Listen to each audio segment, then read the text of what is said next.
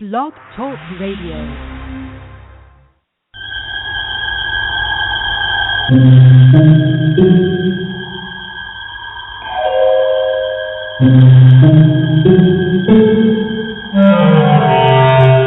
Archangels, ghosts, and Bigfoot. Oh my! It's just another night for Supernatural Girls. Real stories, real answers to life's biggest supernatural mysteries. And now for another exciting interview with paranormal experts from this world and others. Psychic medium Helene Olsen and paranormal researcher Patricia Baker. Here are Supernatural Girls.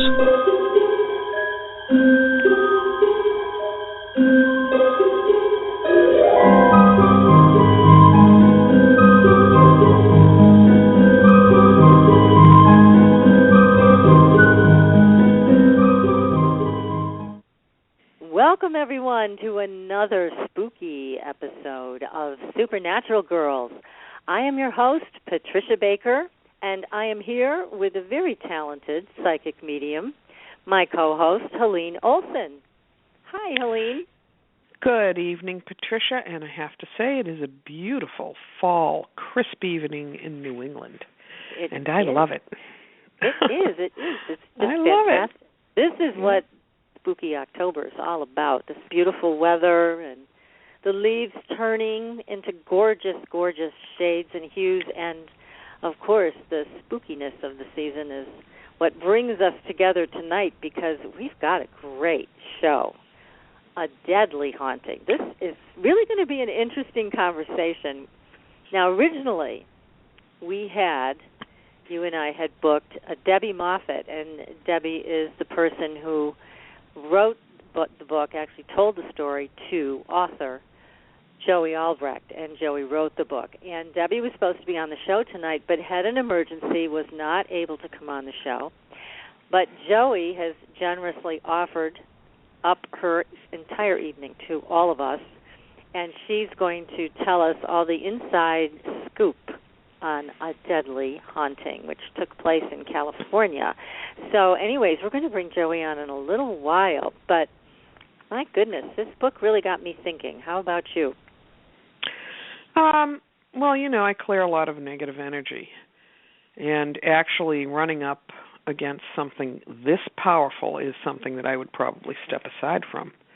Really? This was a really, truly, the way they tell the story, a true, large, demonic energy.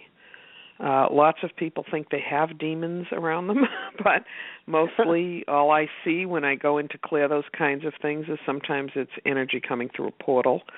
Sometimes it's actual thought forms of the person themselves or others who are thinking badly of that person, that kind of thing. Right. Real, true, giant demons that are doing this kind of physical damage to places and people is very rare in my estimation. I really believe that. Thank goodness it is. Yeah, thank goodness. And, if this story is really true and all of these things occurred, that is something that they really kind of spent a lot of time hunting for psychics and people who are adept at what they do, but just aren't up to this level of entity. And honestly, if someone had called me about this, I would have passed and said, you need to contact the church. Because that is something, it's really, you have to be so adept and so practiced. And even the person in the book who they did get who was adept and practiced told the story of how, I don't want to give it away, but they needed to take some action to get rid of this that they were reluctant to take. Right. You see, because the demon was with one person. Right. And that is often the case when you're clearing negative energy, that there's someone there that's connected to the negative energy somehow. Exactly right. Or creating it themselves without realizing it. It's not that they're doing it on purpose. Yes. Yeah. Yeah, I agree with you. And a lot of these, unless it's a portal like the Skinwalker Ranch, which is just I don't even want to huge, talk about that. frightening. Spot. Yeah, I don't Earth. even want to. Yeah. Portals. I see a lot of portals, and they're not all like the Skinwalker Ranch, but they do allow, it's sort of a doorway that allows many energies to come in, and a lot of portals are lovely, as you and I both know. Angels will come through, and they're very protected, and it's wonderful, but some of them are just really nasty, and I don't even want to talk about the Skinwalker Ranch. That's like too beyond anything. It is so beyond, but the only reason I bring it up is because that's one of the few places that we've heard about where it's not really attached to one person. No. It is what it is, and that's a whole different ballgame. It's a whole energy field. It's a whole different ballgame, and you do find energy fields in different places in the land for different reasons, and they're not always negative, but they can be, and so, you know. Yeah, but this is one of these stories where there is a person attached to it, maybe more than one. I mean, maybe by the time we finish this evening, speaking with Joie, we'll piece this together a little bit differently. So there's a lot of questions that I have. I see there's already questions coming in from the chat room, and I know people are fascinated by the story, and they want to get to the bottom of it. So we will do our best as the terrific radio show hosts we are. But this is our Halloween show, because in just a few days it's Halloween. I can't believe it. It's that fast. Turn around. I was mowing the lawn yesterday, and now today is almost Halloween. It's crazy. It is. Almost Halloween. Yeah. And you live in a very rural area, so I guess you don't get many cute trick-or-treaters, huh? We don't get any traipsing up this driveway. It's a little too spooky for the kids. And in the area, Azure Green, as you know, is a wonderful business up the road, and they host a party, and they also have a fabulous haunted house. Oh, nice. It's super scary, really. I hear. Oh. So, yes, and so, there's events and things in the area for the people that are local, so that they don't have to worry about going from house to house. Because here, house to house, there are no neighborhoods, and it's just too much to ask of any kid. But now, how many do you get for your neighborhood? You must have hundreds. No, because I'm actually on a kind of removed cul-de-sac. Oh, and so the kids don't like to climb up the hill to get to where the houses are actually at. So I think last year we had like 15 or 20 kids. Wow, that's not too many. And I knew most of them, because they know us. And so it's fun. It's fun. This is my kids last year for going out. They're getting a little... Oh, they're probably about as tall as I am, if not a little taller at this point. So I think next year they'll be staying home giving out the candy. But all right. Yeah. The transition will be made. It's just local little neighborhood fun, put on a costume, and that's it. Yeah. Oh, that's nice. That's nice. Yes. Yeah. That's very nice. But I got to tell you, me, Patricia, Halloween comes, I hide under the bed. Yeah.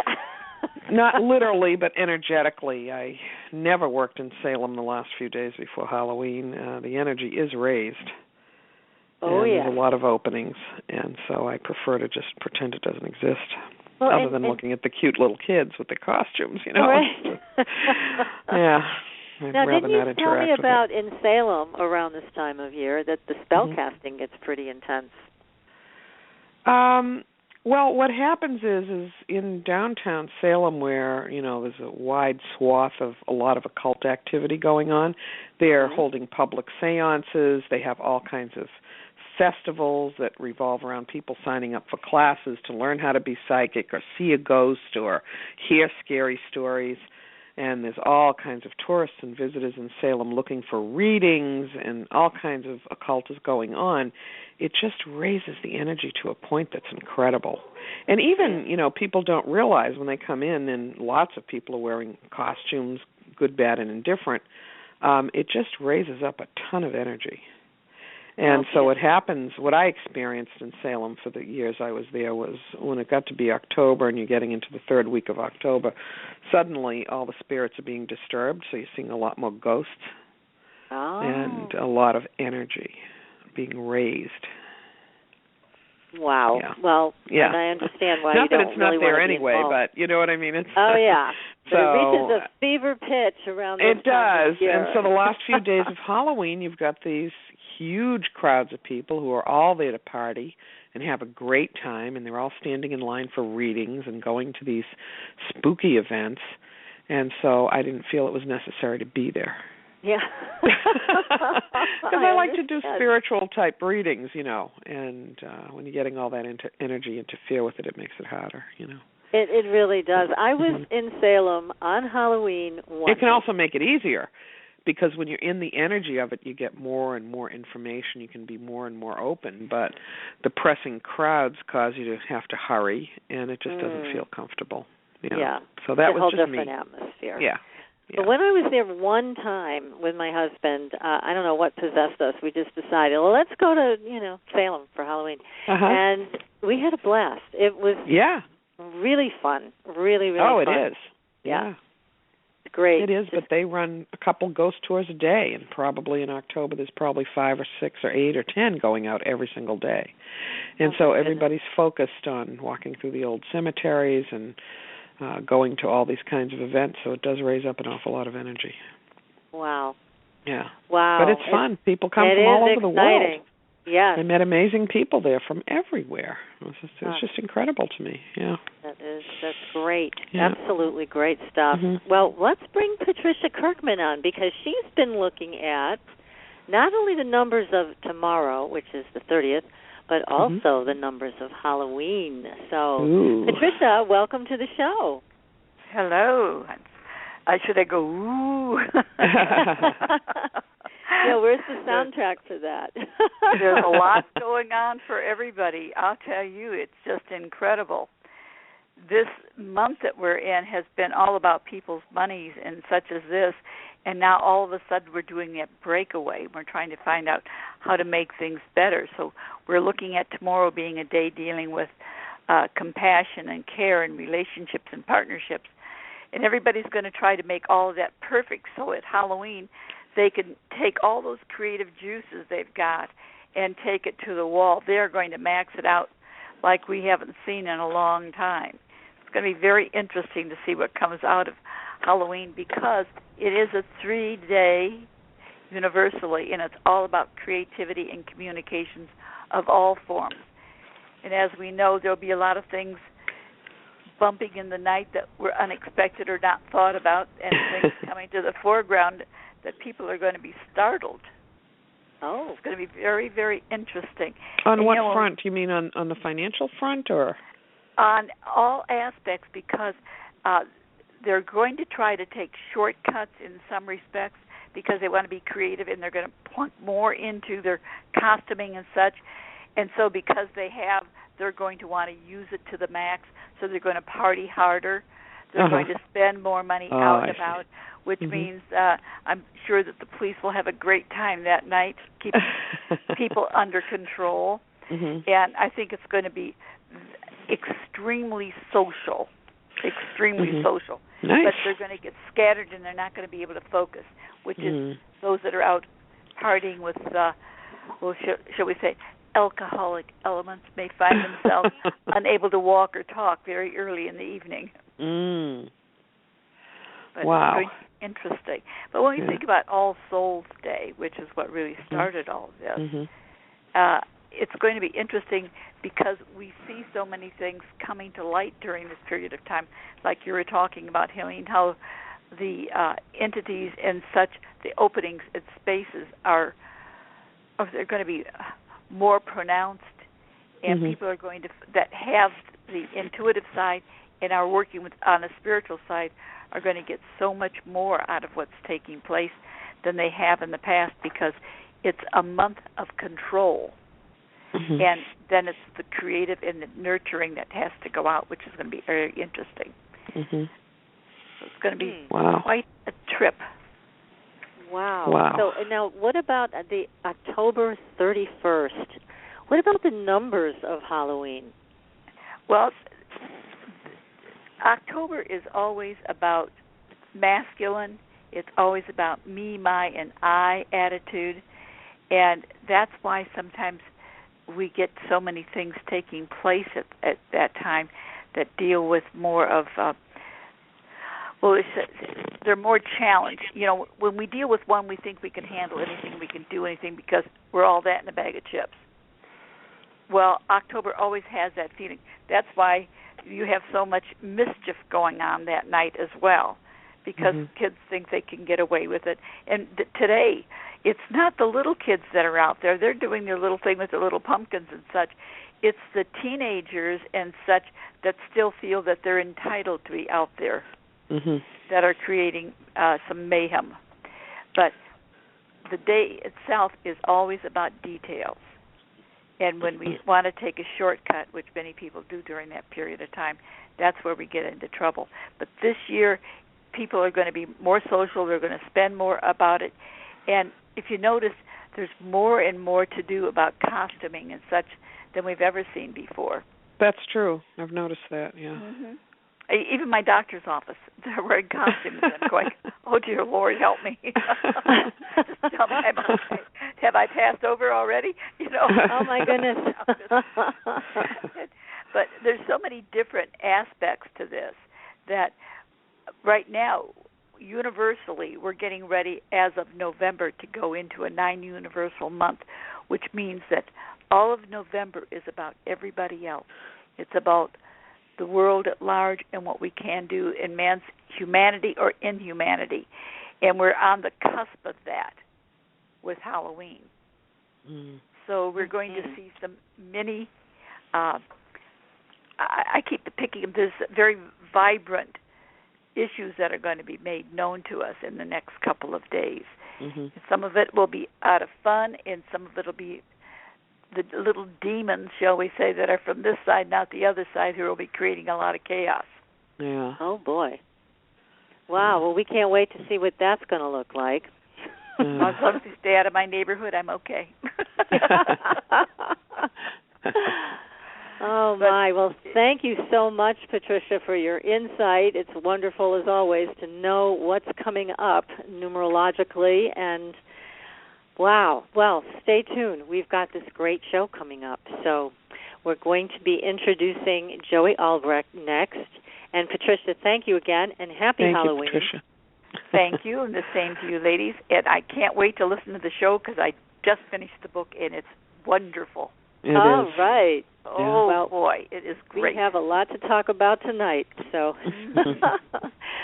okay, so Joie Albrecht is with us tonight. As we mentioned earlier, she has generously stepped in to spend her evening with us. She is the author of A Deadly Haunting, and she is also, this lady's so talented. I could just go on and on. She's an award-winning director, voice director, writer, producer, showrunner, and she has created programming for national networks, syndication, cable, and corporations for the past 20 years, most of which have been in the top 10 of the NIELSEN ratings and received critical acclaim.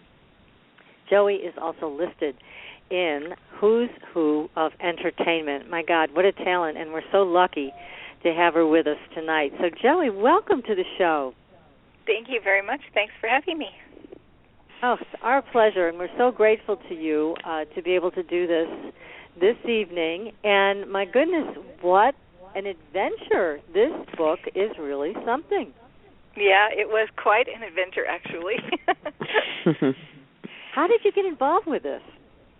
Well, a mutual friend introduced Debbie and I, and because he knew I was a writer and that she was looking for someone to write her experiences.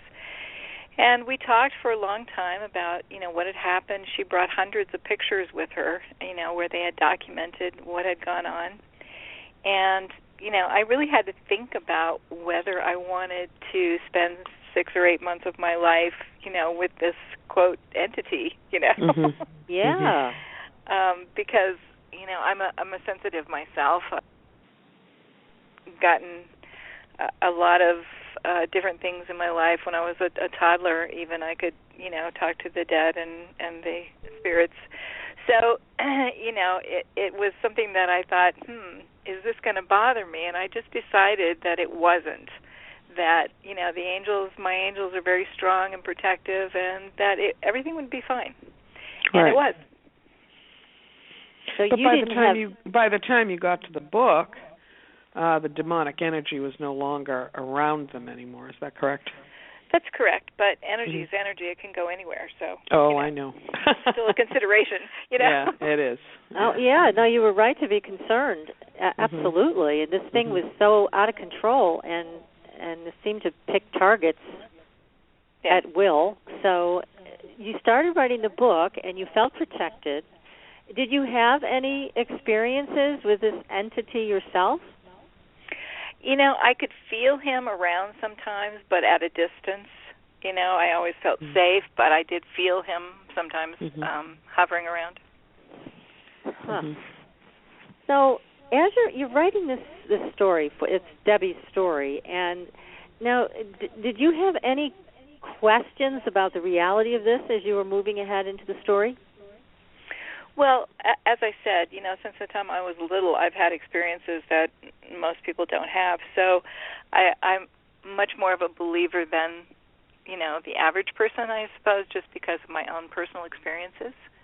And the other thing that encouraged me that this was all true was just the sincerity I felt from her. And, the documentation. These pictures were taken 20 years ago. So it would be really strange for someone to set up all these pictures, take them in 20 years, and then say it happened. That's not something I would expect someone to do. What was it that motivated Debbie to finally tell her story? Well, her husband passed on, I think about a year ago, and so she was the last one who knew, and experienced it, and she felt that it was time. She talked to her children before she decided to do it to make sure that they were okay with it, and they were, and it was something she felt would be cathartic for her.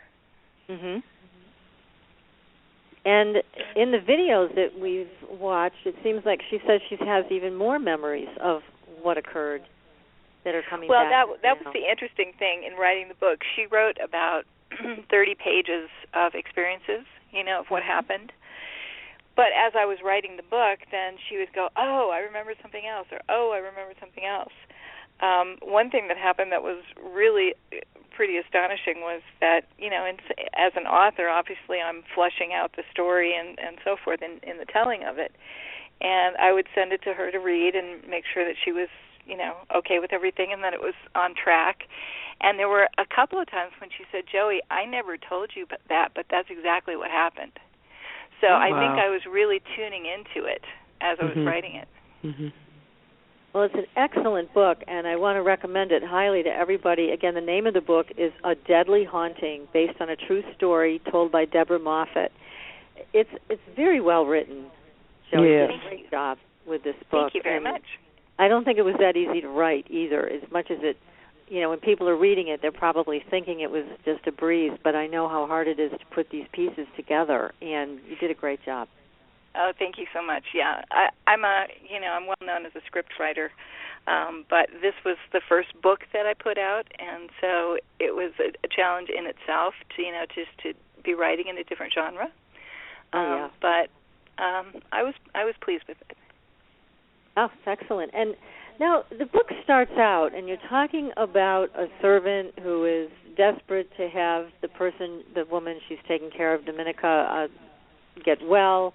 And lead us, I don't want to give away anything in the book, but at the same time I do need to, Helene and I want to set the stage for how all of this happened and how that door opened. Yeah, the grandmother was a Sicilian Italian, so she didn't speak much English. She was very old and needed, to have a caretaker there. The caretaker was not legally in the country. And she knew that if this woman passed away or if they put her into a nursing home, she would be have to go back to her native country, which she didn't want to do. So in her desperation, she had some knowledge of Santeria, which is a shoot-off of voodoo, as I understand it. And not knowing it backwards and forwards, not being really versed in it, she made some mistakes in the ceremonies that she was doing and actually opened a portal to let this demon through.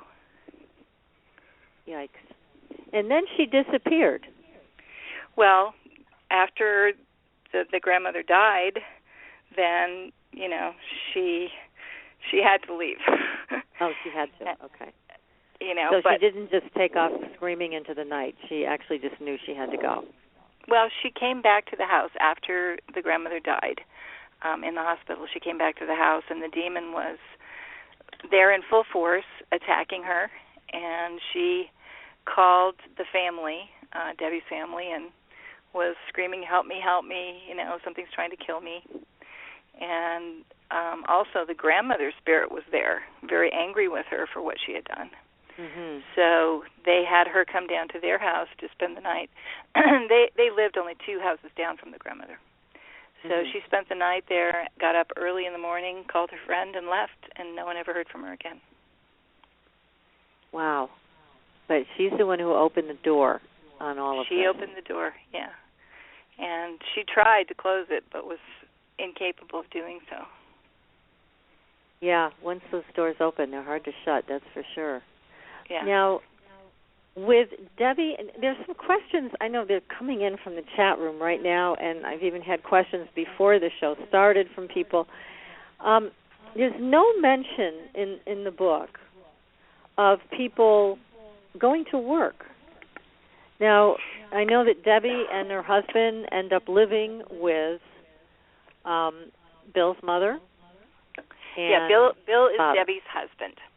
Okay. Right. Bill is Debbie's husband, and he was disabled. He'd had heart problems and so forth, so he didn't work because he was disabled. Oh, okay. And they lived with his parents who were retired, and they had enough money, from inheritances and so forth that they didn't need to work. Okay, so that answers that question, because people were asking, well, didn't they go to work? I mean, didn't they have a life? Right. Because they did seem very isolated in this whole thing. They were very isolated. Yeah, because nobody was going outside of the home for a normal work day or the social environment that you get from work. Nobody had any of that. No, and they couldn't even go visit friends because they found that the entity followed and came with them. So they were, especially Bill's mother, was just mortified that anyone would find out about this. She felt guilty about somehow God was punishing her and not, helping with the situation. She was a devout Catholic, and so she didn't want anybody to know. They weren't allowed to talk to anybody about what was going on. And yet Debbie was actively searching for somebody to come and help them. And they went through quite a long list of people. But some and very of it sounded people. Some of it, they sounded very good, but some of them were like the Laurel and Hardy of the psychic world. So they didn't quite get the help they were hoping for. No, I've heard that story from a lot of people, though, Patricia. Yeah, I know. They were desperate enough they would take help from anyone. Some of them were excellent help. Some were not at all. Yeah. Well, it's hard to know. If you're new to all of this and you're trying to find an expert, it's not like you can find them in the yellow pages. It's pretty tough to find the best people. So, but I understand that she was actively looking. And it gets very expensive. It gets very expensive. I had a client a couple weeks ago tell me that she had already had 4 to 6 teams of ghost hunters and various mediums and things in the house, and then the last one she went to wanted to charge her $7,000. Wow. What? Mm-hmm. Oh, my goodness. So I have no doubt that family shelled out quite a bit of money in this regard, Yeah. And I felt it was important to put in some of the more humorous situations as well as, the scary ones. And I'll take this opportunity right now to say that I am not the Helene in the book. Don't anybody write me an email about that. No, you're not. Nope, that's not you, Helene. Not me. I can't even picture you smoking a cigar. So, yeah. But they did also have some good people like Ed and Lorraine Warren, who they flew in from Connecticut to help them. Yes. Yeah, and I'm sure your listeners know that they've been involved with the Amityville Horror, and lots of very famous cases. They were excellent people. Yeah. But then when it came down to it, and the exorcism was about to take place, then Bill Sr. wouldn't let them in.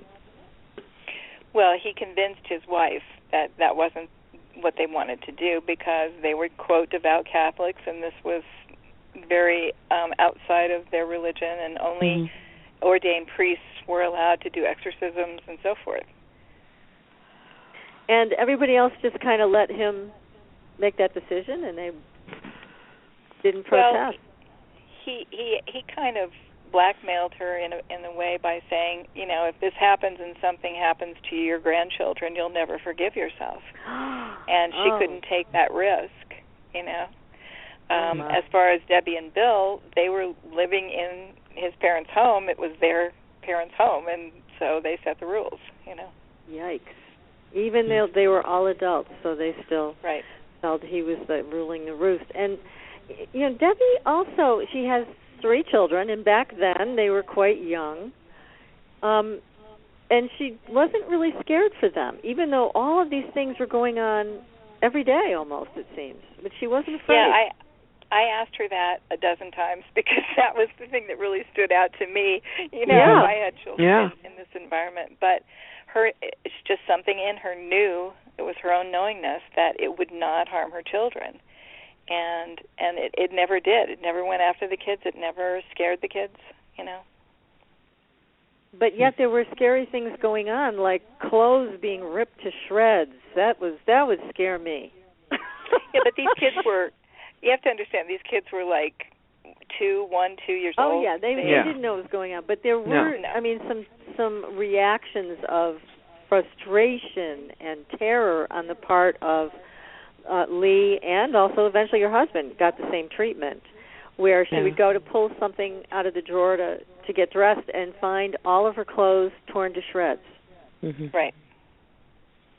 Well, she said that they were very careful not to show those kind of emotions around the kids, and the kids were never, ever, ever alone.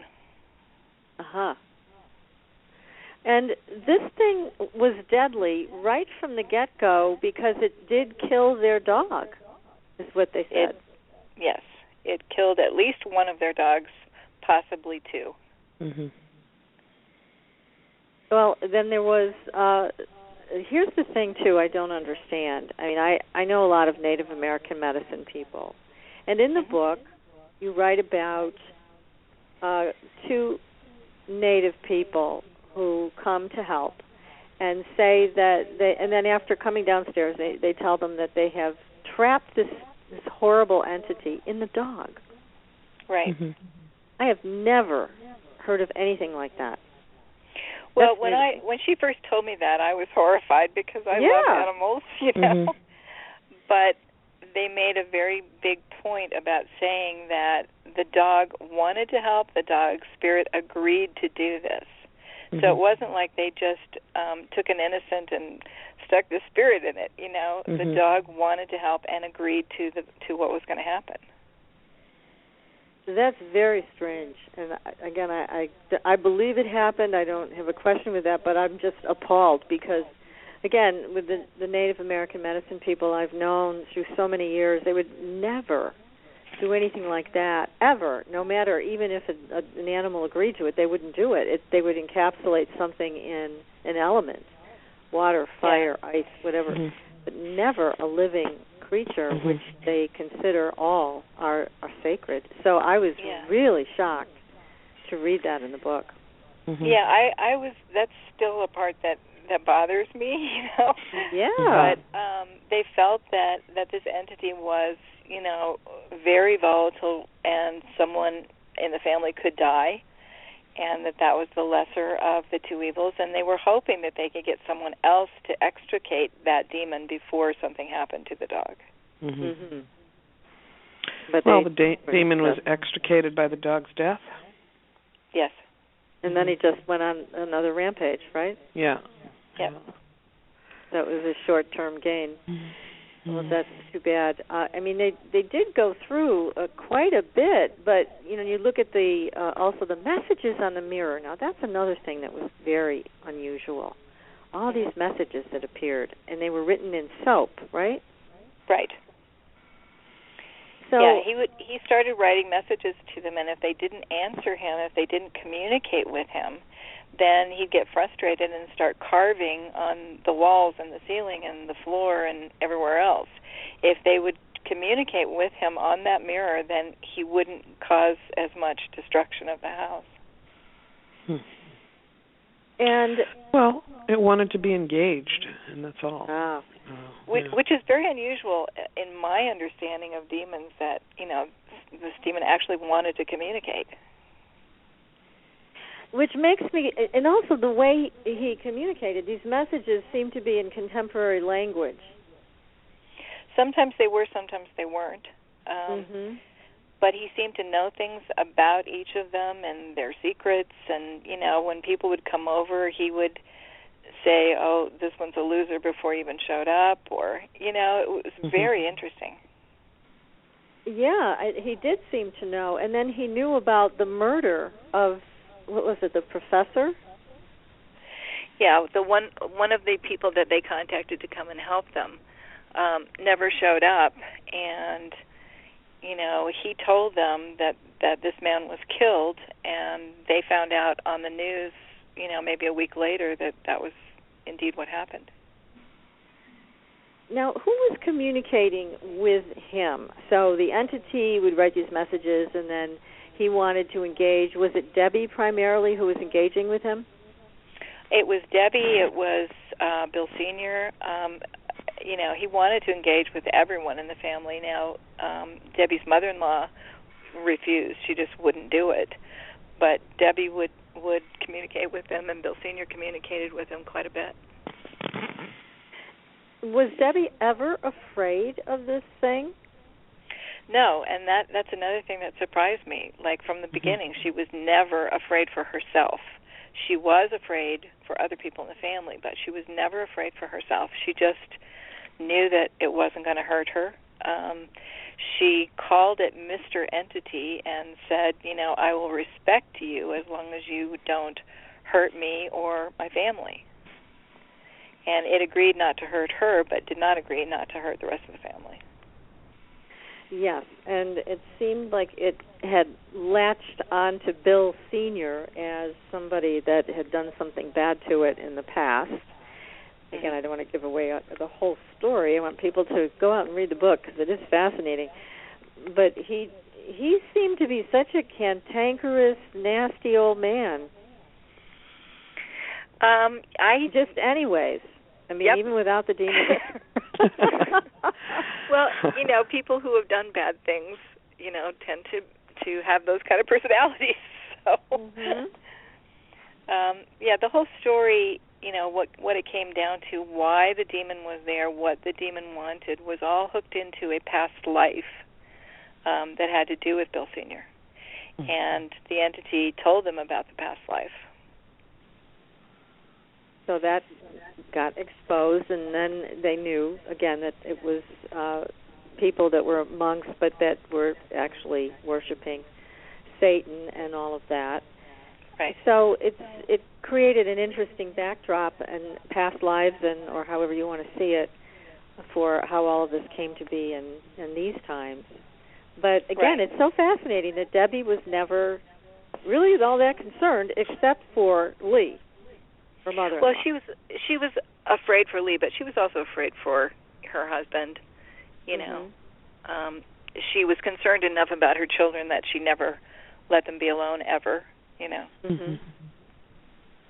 Yeah, that's it's again quite a story, and there were a number of deaths associated with this. There was the man who killed his girlfriend, wrapped her body up in a rug and dumped it. Yeah, the tenants that they had, the girlfriend just disappeared, and the tenant said she left him, and he'd not heard from her, and they found out a while later that she was found in a dumpster or a dump somewhere, wrapped in a rug, and when the tenant had moved out, their rug was missing. So it's all circumstantial, but it certainly makes one wonder. It does, and I know a lot of the people in the chat were asking, well, did the police follow up on this? You know, did they ever arrest the guy? I mean, we all want to know these things. Well, because was it was that so person arrested? We want to know. They never contacted the police, you know, and I said, why did you not if you had these suspicions? And she said, so what are we going to say to the police? We have this demonic entity, and we think he possessed the guy and made him kill his girlfriend. You know, they think they were nuts. Mm-hmm. Wow. So they didn't really pursue that avenue. No. Now, did you do, in the course of writing this book, Joie, did you do any research on Santeria or the symbol, this triangle with the curly tail? I mean, did you find any other information about this? I did a lot of research on Santeria because I wanted, you know, that opening to have some truth in it. Mm-hmm. So I did research that. I didn't research the symbol that the demon left around because they had done so much research on it themselves. And there was one person who had a very ancient book that did have the symbol in it, and it said it was the demon of destruction. Yeah, we were in the office today. We were looking around on the internet for the triangle with the tail, and we couldn't find really anything. And so we reached out to Lon Duquette, who is an occult expert, and we asked him about this triangle, and he gave us a very interesting answer that I would like to share with you as soon as I can locate it. And Lon is, again, he's world-renowned for his work as an occult expert. So let me find his answer. It was very enlightening.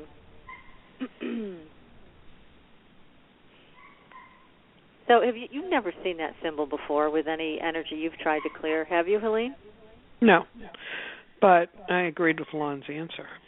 You did? Yeah. Yeah. Okay. So let's find you, Lon. When you hear truth, you just know it. You know? Yeah. So my question to Lon was, have you ever encountered a being that had a triangle with a tail for a symbol? And I asked, do you know of any entities that use that symbol? And his answer was, none of mine do. Oh, my goodness. But seriously, we're all sort of hardwired with the cartoon image of the devil with the triangular arrowhead-shaped tail in our psyches.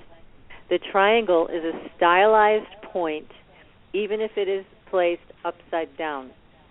Just remember, it's not the entity that has attributes. It's our entities who have attributes we give them. I completely agree with that. You know, and that's why I really tried to make a point at the end of the book of saying, you know, these demons really don't have these huge powers over us unless we allow it. You're so right. Yes. Yes, and I like that you added that in the epilogue to the book. That was really, really great. And yeah, and Lon also would agree with you and say same thing. You know, we give them power. We open I felt the door. like the mother-in-law was giving it power. Oh, big time. You know, these entities feed on fear. And the more that you believe that they're powerful, that actually gives them the power because you're still a creator.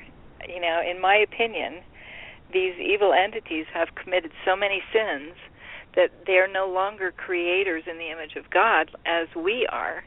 The only thing that they can create is a lie.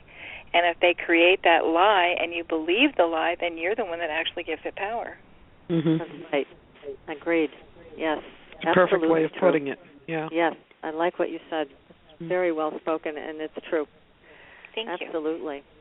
So we're going to get back to more questions on this incredible book. Again, everybody, it's called A Deadly Haunting, based on a true story told by Deborah Moffitt, and we are speaking with the author tonight, Joie Albrecht. So stay tuned, everyone, and be sure to call in if you've got a question for Joie. This is a fascinating story, and stay tuned. We'll be right back.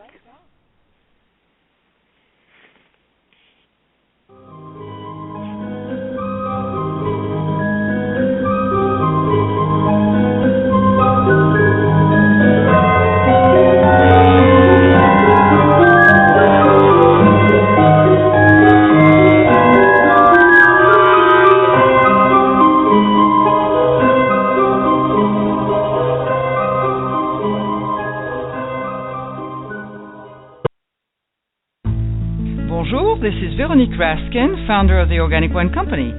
As one of the pioneers of the organic wine movement, since 1980 I have brought you the very best and most authentic organic wines directly to your table.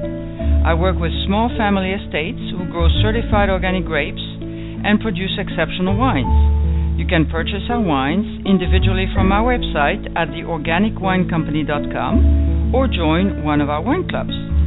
Our organic wines are perfect for you and for your family as gifts for friends and relatives, and they are simply spectacular for the holidays. Visit us at theorganicwinecompany.com to enjoy the very best organic wines conveniently delivered to your door. I am Veronique Raskin, passionate about my mission. I offer to you vegan, organic, and biodynamic wines, wines made by people of the heart, wines with a heart. Au revoir.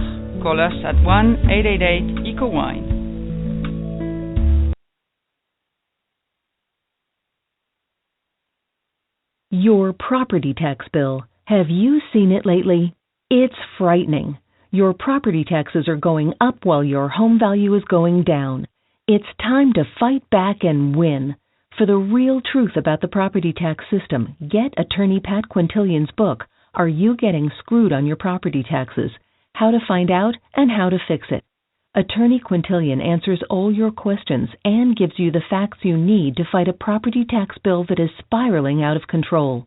You'll also read about what happens to property owners who don't check their property records, only to find out too late they're taxed on square footage, fixtures, and even buildings that they don't own.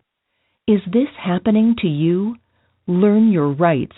Buy attorney Pat Quintilian's book today. Are You Getting Screwed on Your Property Taxes? How to Find Out and How to Fix It. Available on Amazon.com.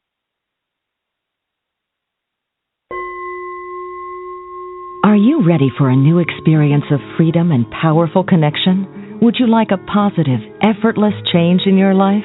Then come to CosmicFusion.com, where we offer the most advanced energy clearing and expansion techniques in the world, with a quantum vortex energy to activate your divine blueprint and life's purpose. When your soul leads the way with cosmic fusion and quantum vortex energy, you can break clear of past difficulties and blocks with the power of the source. With cosmic fusion, the source energy does the work for you. It's easy and effortless. Listen to our free meditation right from our Cosmic Fusion website, the Cosmic Code Meditation. Sign up for one of our interactive webinars today. Come to Cosmic Fusion, www.KOSMICfusion.com, to experience an effortless awakening and transformation. Are you ready for an upgrade? Are you ready for a new experience of living in the fifth dimensional magic and powerful connection? Then visit CosmicFusion.com today. CosmicFusion.com.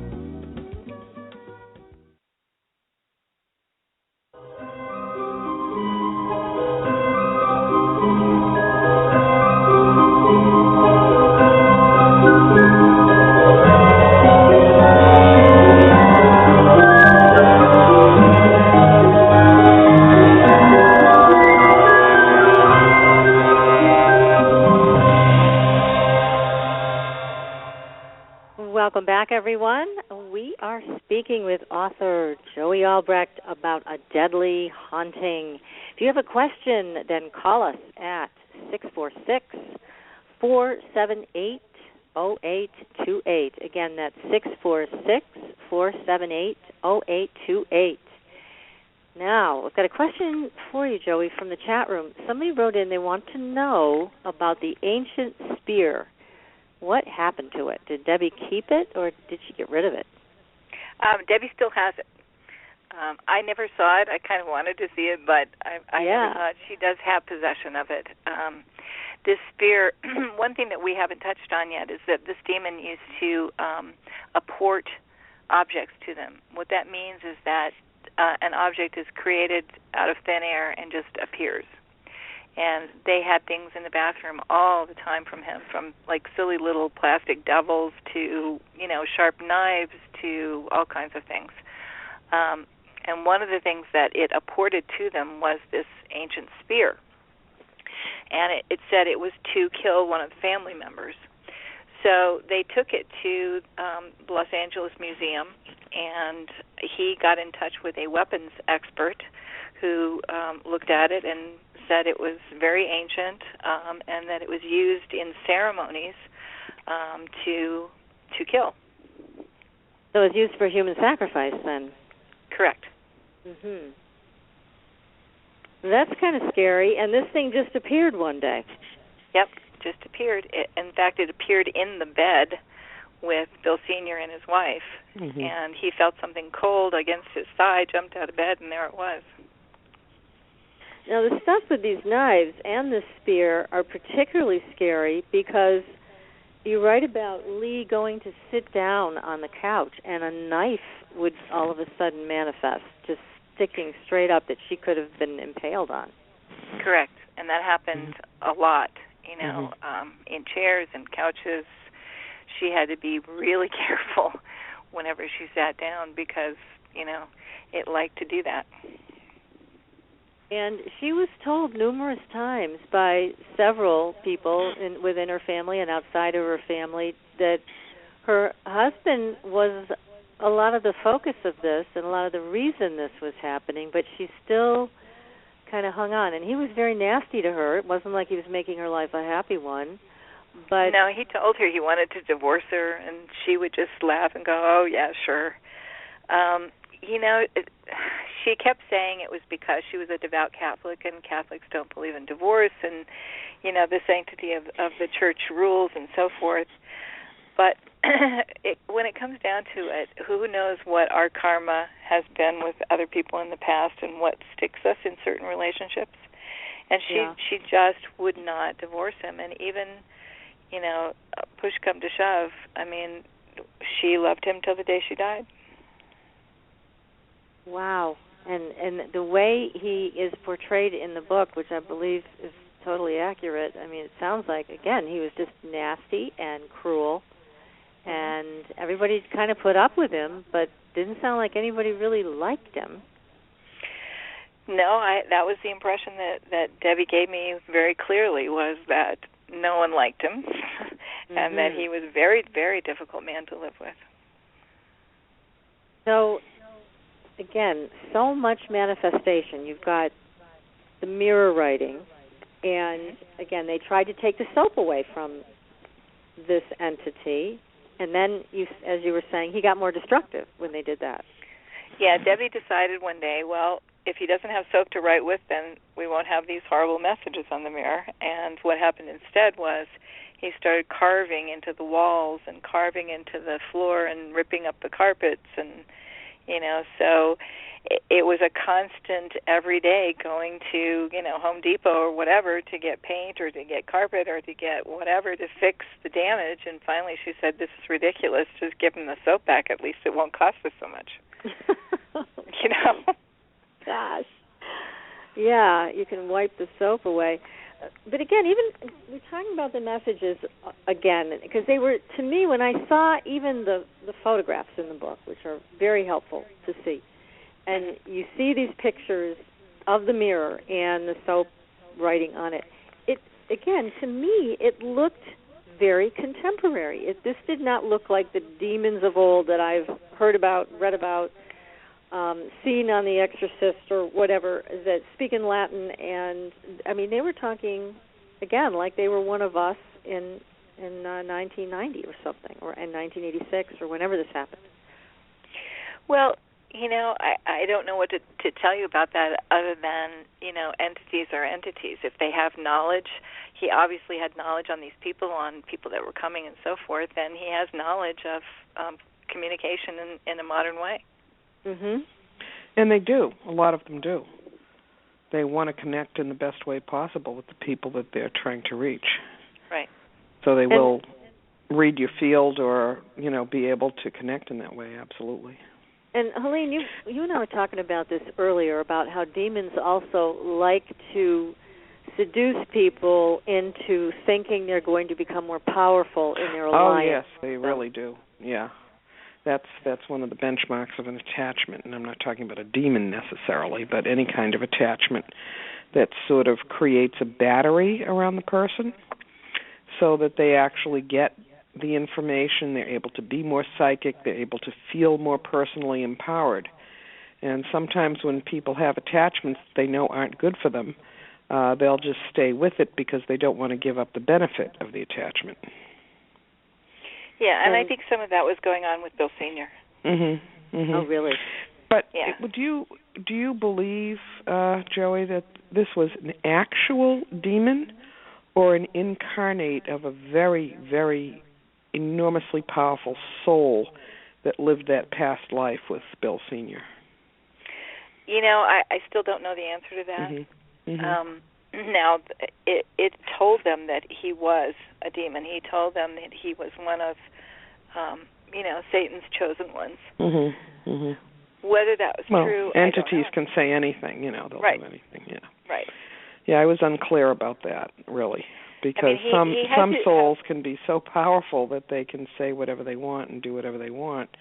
Their energy is so present and so heavy that I was wondering if it really was a demon. Yeah, you're right. It could have been just that.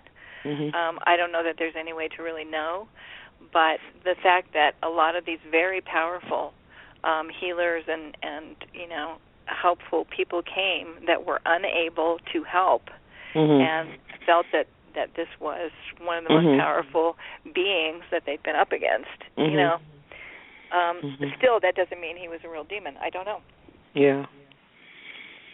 Yeah, I tend to think, what do I know? Just my opinion, but again, my own intuition and what I've read here and experiences that I've had in the past, it does seem to be more the energy of a nasty old soul that didn't get its way and wants revenge, much more so than a demon, which feels to me, again, more ancient, more connected to olden times, whereas this one didn't feel that way to me. But again, that's just my opinion, and you're right, Joey. There's no way to really know, but it's an interesting question to discuss, and this whole story is fascinating. Did this keep you up at night when you were writing? Only writing. It didn't keep me, from falling asleep, but I did work on it a lot at night, just because I write at night when it's quiet. Yeah, oh my goodness. Well, I was just wondering, if you're sitting there writing, if you're kind of thinking about these hauntings. But somebody just wrote in another question. I want to ask you, why didn't they see that sending the entity love might destroy it? Because for Christmas, they were left alone. Right. That's the question. Well, you're dealing with a family that are in tight quarters. They don't have a lot of outside people to communicate with. And you've got Bill Sr., who's a very, very negative person. So even if one person or two people are sending love, you've got the mother-in-law who's scared out of her wits all the time, and you've got the father-in-law who's just a nasty kind of man. So I don't think it would have been enough, my opinion. Yeah, that makes sense. I do agree that sending love can dissolve anything, like that. But you have to have it. Everyone has to be in agreement with that who's in that space, who's experiencing it. Yes, and they probably wouldn't have been, because they were perpetuating fear. They were living in a state of fear, and I think Bill Sr. sounds like he was feeding off of that to some degree, however unconsciously. So it sounded like he went in and out of consciousness over this whole thing. Even at one point taking on the appearance of the entity with the dragging his leg and the arm curled up, but he had no real awareness of that. Well, at that point, what they felt was going on was that he was actually possessed by the demon, and so therefore took on some of its attributes. But in order to be possessed, I would think he would have to have an awfully strong connection. Yeah, that's, what an interesting family. Yeah. And it all started out so innocently, with things missing or things moving around and so forth. And, at that time, Debbie was just fascinated with it. She wasn't thinking, all these things are going to happen. She was just going, wow, this is so cool. Look at, we have an entity, and it's moving things, and it's making things appear. Mm-hmm. And it was only later that, the reality of the situation really hit her. Now, the entity, the way he wrote about this, again, it sounded like the entity was giving her presents. Yes. He would apport things to her, yeah. I mean, it was very interesting. They went to Sedona at one point to seek help there, and she happened to mention, that she would love one of those rocks to take home with her because it just would remind her of the spirituality that she felt there and the the light and so forth. And when she got home, in their trunk was one of those rocks.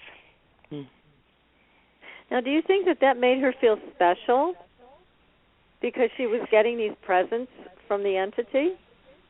I don't know. I know that she wasn't like going, oh, wow, that's cool, and he's giving me presents. She wanted him gone at that point. Because that would be part of what an entity like that might do is, hook everybody in. You've got Bill Sr. hooked in from his nasty, evil nature and whatever he had done in his past life. But then you have Debbie who thinks that this is all really cool. So you have the full spectrum. She didn't think it was cool at the, towards the end or in the middle when things were happening that were very dangerous and so forth. I mean, that she didn't think was so cool, But in the beginning, she was hooked in because she thought, wow, look at all this phenomena that's happening, Yes. And he gave her other things, too. Was it necklaces? I saw a necklace that she held up in a video that was apported. There were so many things apported, I don't know all of them. I didn't hear about the necklace, but, Gee, she remembers more things as she goes along, Yeah. Oh my goodness! Now, what about in dreams? Were Debbie and her husband, were they dreaming about this entity? I know that she had that one vision of past lives and everything, and how this all came to be. But were they ever accosted in their dreams, or did they ever communicate with the entity in their dreams? She never mentioned that. So I don't think so, or at least she didn't know about it if that happened, because she would have said something to me. That was not mentioned to me. So did these things tend to happen more during the day or more at night, or it didn't matter? Didn't matter. So it could be any and time. Broad daylight, first thing in the morning, going to get coffee, and suddenly a knife whizzes by and lodges in the wall. It was a constant nightmare that they were living. And it's amazing that they all lived as long as they did, because congestive heart failure ran in the family, right? Right. Between Lee and her son, they both had it. Right. And all of these horrible events were so frightening. I mean, it's amazing they survived as they did. I agree. Gosh, they could have keeled over at any time. Yeah, I mean, Debbie's husband was terrified from the beginning. When when just innocent things were happening, he was scared to death. And didn't want to admit it to her because this was his new bride, and he wanted to be manly and all that. But at a certain point, he admitted to her that he was terrified. Yeah. I mean, because not only was he scared for his mother, who was the focus of the worst of this, but I would think he would be scared for his children as well. Right. And even though Debbie had a level of comfort, he clearly didn't. So, for good reason. Right. For good reason. Yeah. I mean, this is a very, very, because it just was relentless, is the way it sounds. Right. And for 6 years. I mean, you hear about hauntings, but they last, months or a year. I mean, this was 6 years that they dealt with this. Gosh. And so there were more things that were torn apart, not just clothes, but there was also the bed. The bed was ripped to shreds at one point. Yeah. The bed was totally ripped to shreds. When one of the people came to help them and did a ceremony, suddenly they heard all this commotion in the bedroom, and they ran in, and the bed was a big 4-poster bed in a very tiny bedroom that was completely turned upside down. Wow. So you couldn't have done that without taking it apart and putting it back together again. Yeah, that's a lot of force that could move something that heavy. Right. Wow. So what are some of the other things that happened besides the apports and besides the mirrors and the knives flying around? There were other things that occurred. Yeah, that's not enough. No, this is like a Steven Spielberg movie. My God, this is like Poltergeist, where the woman turns her back in the kitchen and the chairs are all piled up on top of each other. Mm-hmm. Right. Love that scene. Yeah.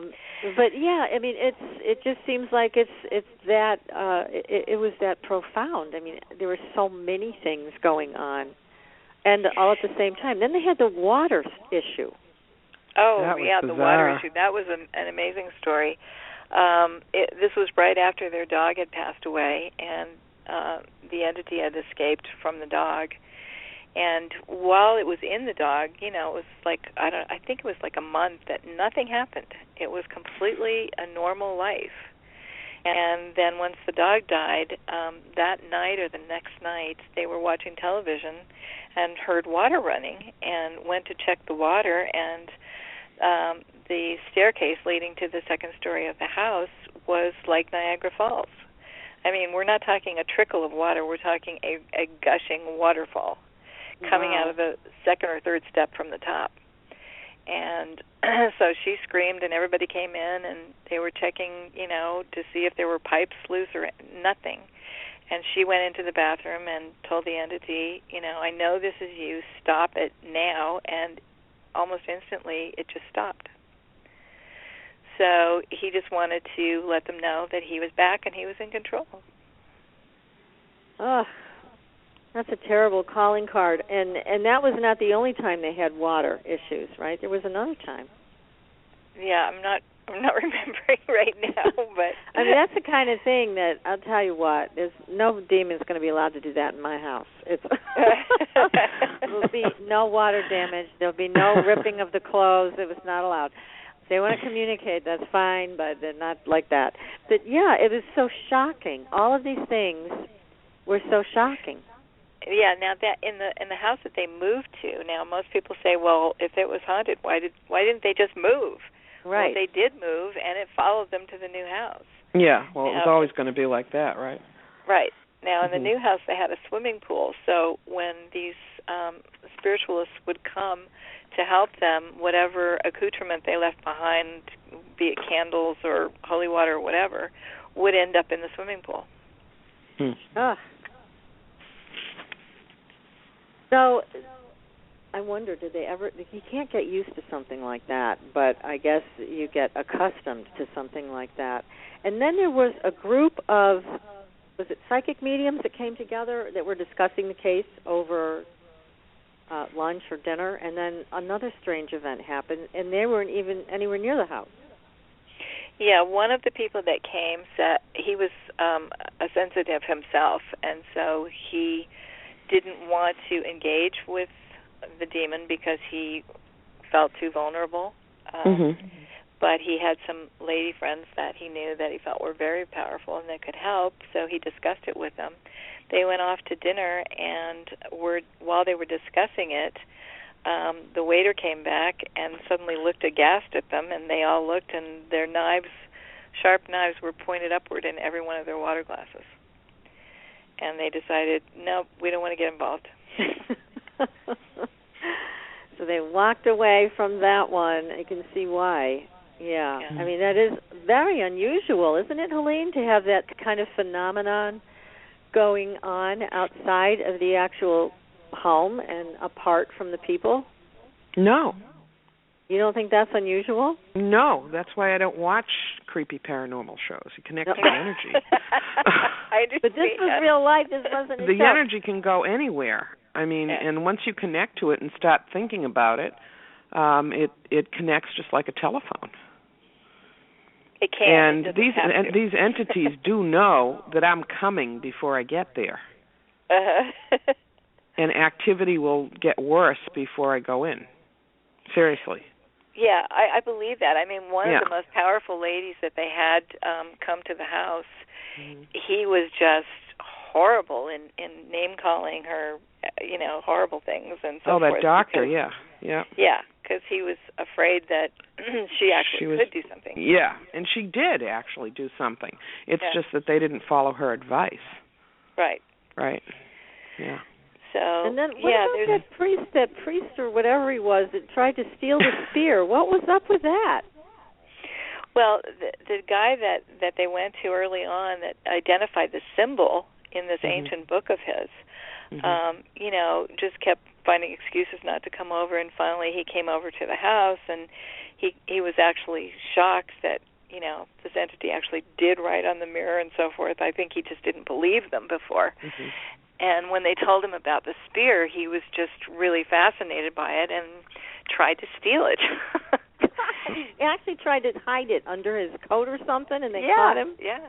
Yikes.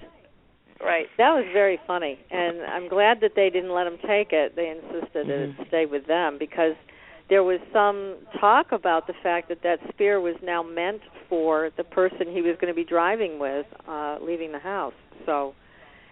Yeah. Well, what the entity said is, if it can't be for the person I intended it for, then use it on him instead. Goodness me. Yeah, that's terrible. And this person that did try to steal it was also implicated as being part of this past life situation. Yeah. Jeez. Well, it's just an incredible story, and now all of it does come to an end. I'm not going to say how it all wraps up at the end, because people should buy the book and read it. It's excellent. It's called A Deadly Haunting, based on a true story told by Deborah Moffitt, and the author is our guest tonight, Joie Albrecht. And this book is available on Amazon.com. And there's also a website for this book, right? It's adeadlyhaunting.com? Yeah, and there's more pictures on that website than we were able to put in the book. So it's just mind-boggling how many different things they went through. And here's another question for you, Joie, from the chat room.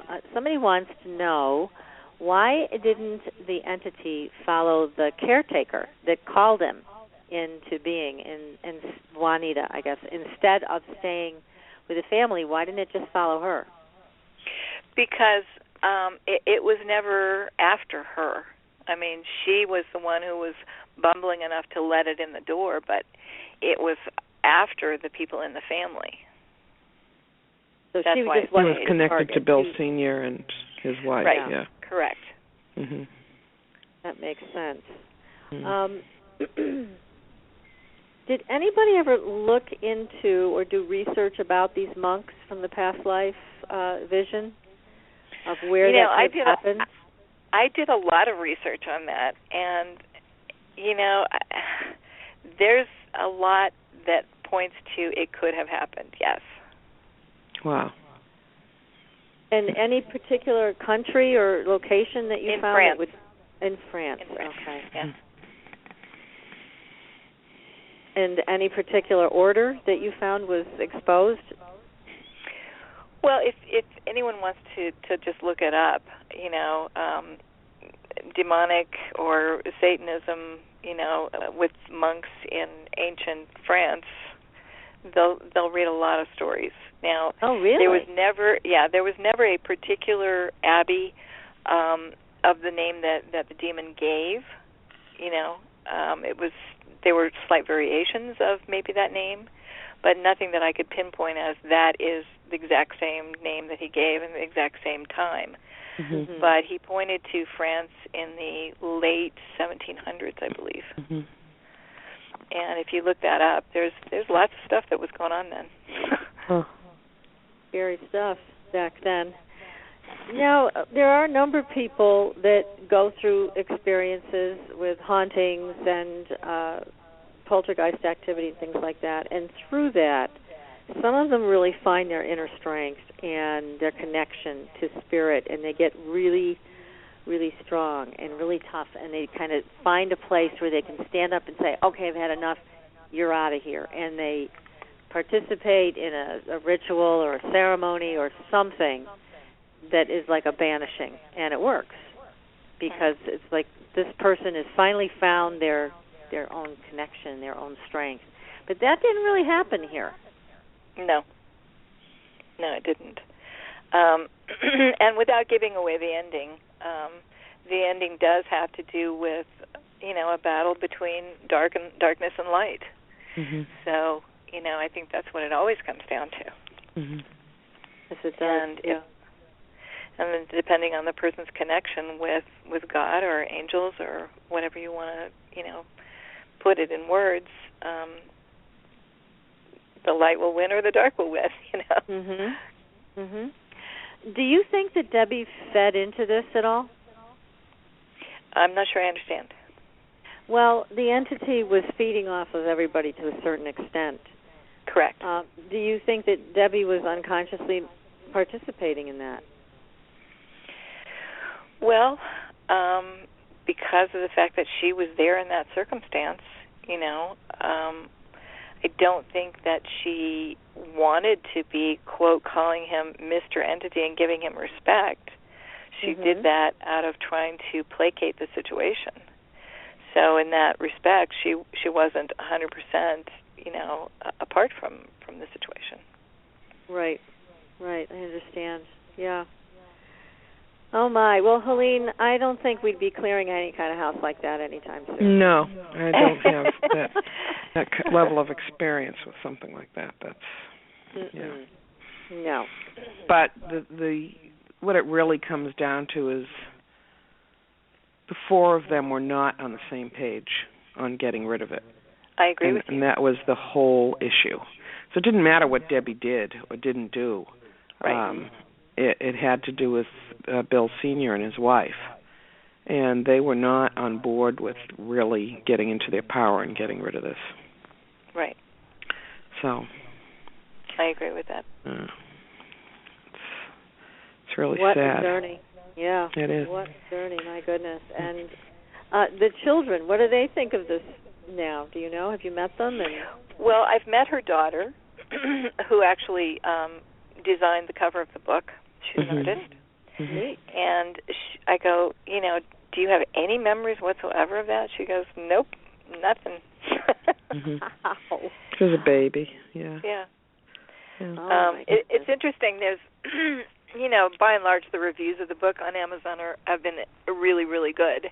Mm-hmm. There's a couple of people that have said, oh, this is a bunch of baloney and it's all made up. And, if you read, I think it's Brian Hurst was one of the psychics that came to the house. He got on there and wrote and said, no, I was there. It's true. All this really happened.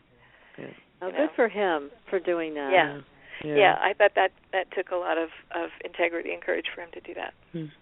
Yes, that's really important. Well, let's talk about, now are you going to turn this into a movie? Because you're a filmmaker, you're a script writer. Is this going to be one of your films?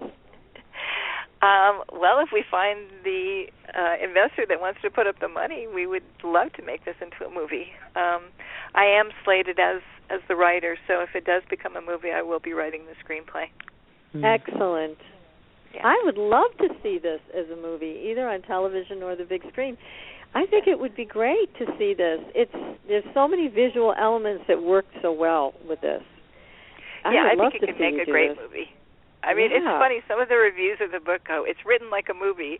And I don't know if that's supposed to be a dish or a compliment,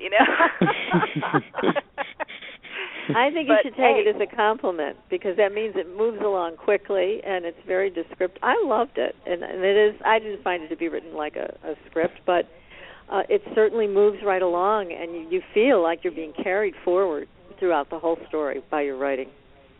Well, thank you. I appreciate that. I mean, what I was trying to do with the writing is really make someone experience it for themselves as they're reading it, Yeah, well, that's what you did. You did a great job. Yeah.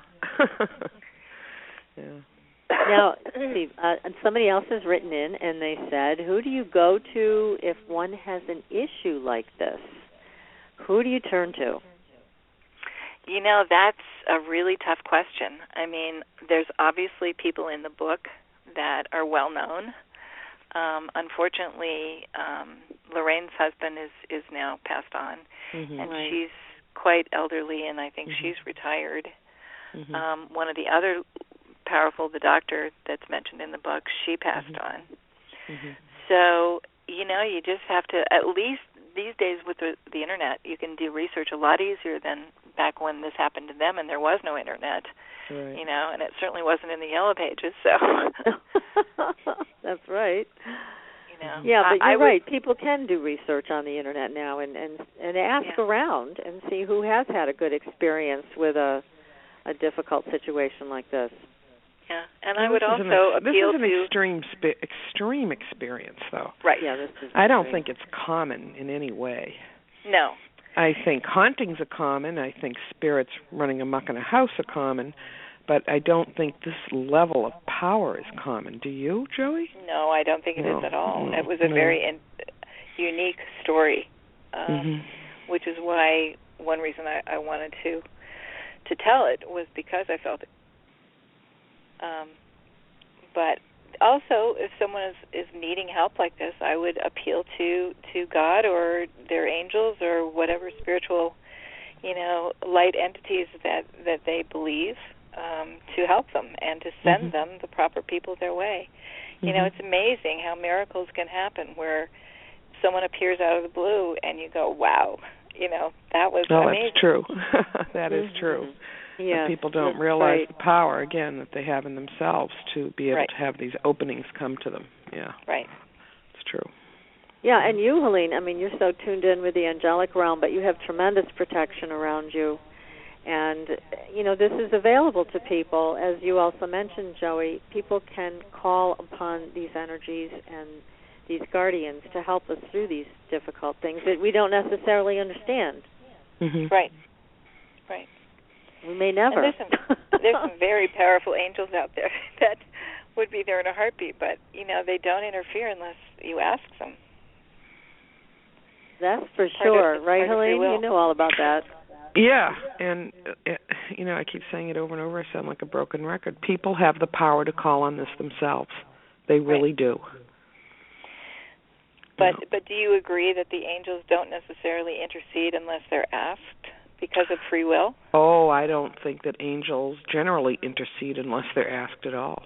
Okay. You know, some people like you, Joey, have angels around them guiding all the time. Most people do not. Yeah. They really have to make a heartfelt, truly super intent motion to connect and to ask and to really do it every day in the right level of intention, the right intensity, and they can get the help they need. But just saying, geez, why isn't someone helping me, isn't going to do it. No, because that's being a victim. Right. You know, got to get out of the victim mode and know that you have, you know, you have choice. You have something that you can do. Yeah, I mean, we've had some incredible and very powerful people in this field on the show, and I know one of the shows Helene and I did, I forget who we were talking to, but all of a sudden it just really hit me like a bolt of lightning. When people are calling for angelic help or help from a higher entity, they can't expect that entity to slow down their vibration so much and lower it so much that they're vibrating at your rate. You have to kind of match them. So you have to raise your own level to match that energy, and then they're right there. Very, very different than how most people think about this. Yeah, and I think there's a very easy way to do that, and that is just to sit quietly with your eyes closed and fill yourself with light and love. Just feel love. And if any other emotion comes in, you push it away. Just feel love. And when you're so filled with love that you really just feel that, then you're in a complete position to connect with those kinds of angelic beings. That's a great idea. I like that, and it's a good thing we should all practice, I think. Now tell us more about your upcoming projects. Well, what hasn't been mentioned in this is that prior to this book, most of the work that I've done has been, family entertainment. So this was quite a different genre for me to step into. I was under exclusive contract at Disney for years, so I've done a lot of Disney shows and so forth. So I have a new company that I've created called The Creation Factory, and I have A-list people involved in the management team that were at the senior VP level of Paramount and Disney and so forth. And we have family films that we're doing. Some are animated, some are live action. But all of them have sort of a spiritual undertone to them. And we are out now looking for investors to do those films. Excellent. Yeah. That sounds wonderful. That's exciting to me. I want to, I want to spread light with my work. Well, you're doing a great job. And so many of the entertaining Disney things and so forth that come out for kids do have that undertone of light, don't you think? I agree, yeah. I think it's really important to instill that at a young age.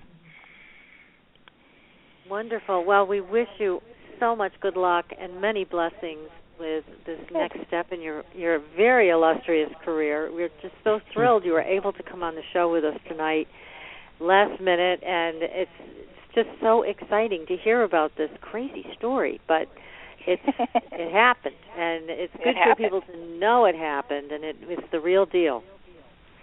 Yes, and if anyone does want to contact me, I'm on Facebook, I'm on LinkedIn, so please do. Yes, and your name, I'm going to spell it, it's Joie Albrecht. And Joie is the author of A Deadly Haunting, based on a true story told by Deborah Moffitt, and it is available on Amazon.com, and we highly recommend this book. Again, very well written, Joie. And it is. It's amazing. Thank you so much for coming on the show tonight, our special Halloween spooky show. Thank you so much. Thank you for having me. I appreciate it. Yes, and good luck with everything you're doing in the future. Thank you. Okay. Good night, Joie. Thank you. Good night, Joie. Thank you. Wow, Helene, what a story, huh? I don't know. I wouldn't have been there for 6 years. I wouldn't have either. Well, again, so much damage to the house and this threats hanging over their head, and oh my goodness. So everybody's got to buy the book and read all of what this family went through. Intense. Yeah, it is. I really believe that Debbie was trying to protect her mother-in-law, and that's why she stayed. But I don't think I could have done it. Nope. I think there is a line there. At some point, you may want to draw the line and say, I've had enough. But, yeah, quite a different story. I do hope it gets made into a film. I think it would be fascinating to watch. And it was so well written. I loved reading it, and I don't usually go for that sort of genre, you know that. But I know you it was don't. Extreme. I don't want to connect to the energy usually, but it was extremely well written, and I did enjoy reading it. It's so interesting to hear Joie talk about the fact that she felt so protected by her own connection to God and Spirit that she knew she wouldn't be harmed in any way in writing this book. And that's important because you and I know we've had people on the show that have brought their little demons with them, and it hasn't been fun. Oh, yes. Because you've had to clear it after the show because they started showing up in our houses. Yeah. It's happened. Unfortunately, it has. But, you know, reading that book, I didn't feel like I was connecting to the energy because I intended ahead of time not to. And I'm very aware that I'm protected. You're protected. You know what I mean? Yes. But some people get a little bit too far involved in this stuff without knowing what they're getting involved with. And I'm not talking about Joie. I'm talking about people creeping through cemeteries at midnight and, you know, that kind of stuff. They think they're going to help people, but they don't know how to protect their energy. And so God bless Joie for understanding the difference, and everybody else out there who does, you know, it's great. But it was quite a fascinating study. I really have to say I wouldn't have been there for 6 years, mother-in-law, that I loved or not. Yes, I would have been out the door. So So we want to wish everybody a very happy and safe Halloween with a lot of great candy to eat. And let's pray for no snow yet. No snow. Oh, don't say that word, the S word. I know. They said Sunday. Now it's Sunday? That's what I hear. Sunday? That's what I hear. But I try to ignore it, pretend it's not going to happen. Yeah, we have to put our intention to warmer temperatures. Yeah. Is this my favorite weekend, Patricia, where we turn the clocks back and we get our hour back? You see, this is where you and I are not alike. I hate that. I cannot stand this turning of the clock back. I'm not right until they turn it back the other way. So I know you love it, and I'm like, please. I hate don't losing the hour, and I love getting it back. Yeah. Don't like the early darkness, but yeah, I like the hour. Yeah, I don't like it when it gets dark at 4 o'clock. It bothers me. So no. I wish they'd just knock it off. I mean, that would be fine with me too. Yeah, that would be fine with me too. Yeah. But I'm happy for you. You'll like that. Have a wonderful weekend and a happy Halloween, Patricia, to you and the audience. Happy Halloween to you. And next week we are going to be dreaming with polar bears. We have a whole new show. We're going into November now. We're leaving spooky October behind, and we're going into the spirit of dreams and spirit guides who are animals. It's going to be fascinating. So everybody be sure to tune in next week. We will have another fabulous show for you. And happy Halloween, everybody. Good night, Patricia. Good night, Helene. Thanks for listening.